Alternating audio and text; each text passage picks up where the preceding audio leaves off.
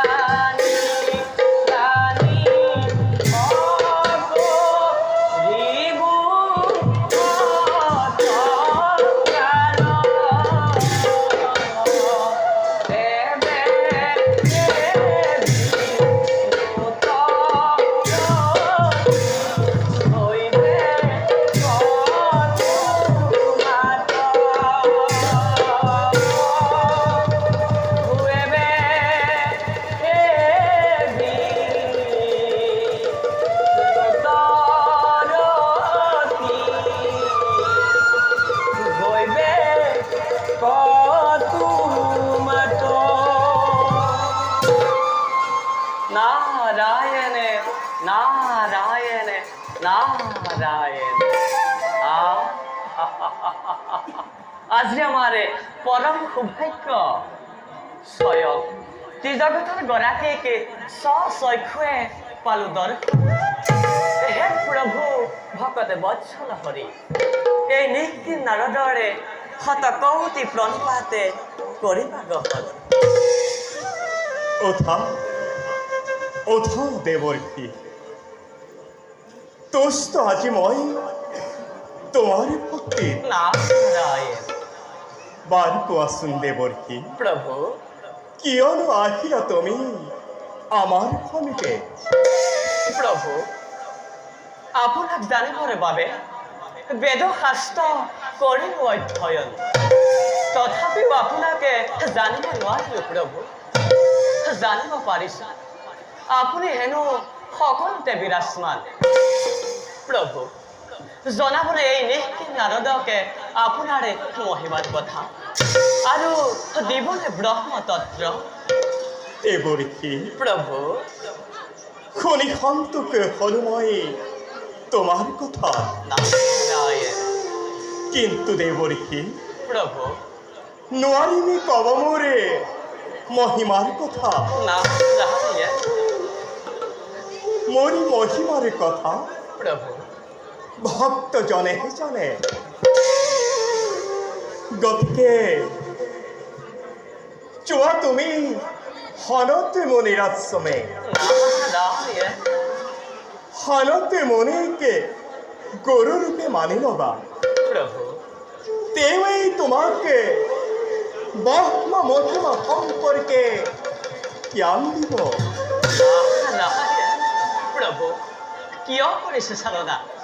বৰ আশাৰে আহিছিলো আপোনাৰ কাষে, ভক্তি তত্ত্ব পাম বুলি।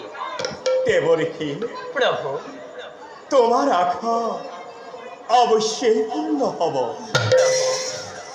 চোৱা তুমি হনত মুনিৰ আশ্ৰমে হনত মুনিকে গুৰু ৰূপে মানি লৈ প্রভু ভালদৰে কৰিবা সৎকাৰ। নাম হব তোমাৰ ব্ৰহ্ম তত্ত্ব জ্ঞান। নারায়ণ চোৱা দেৱৰ্ষি, হাত প্রভু পুনঃসবার জনাই প্রণিপাত দাসেবে মাগিছো বিদায়। ঈশ্বর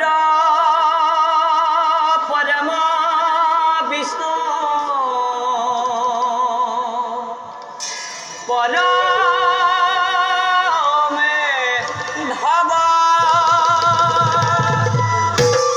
প্রবৃত্ত পরম ভবনা প্রবৃত্ত পরম ভব প্রবৃত্ত পরম ভব বৈকুণ্ঠর ভবনে ও দেখিলু নয়নে প্রভু নারায়ণ হরি প্রভুরা তুলস হরণতে নারায়ণ খুন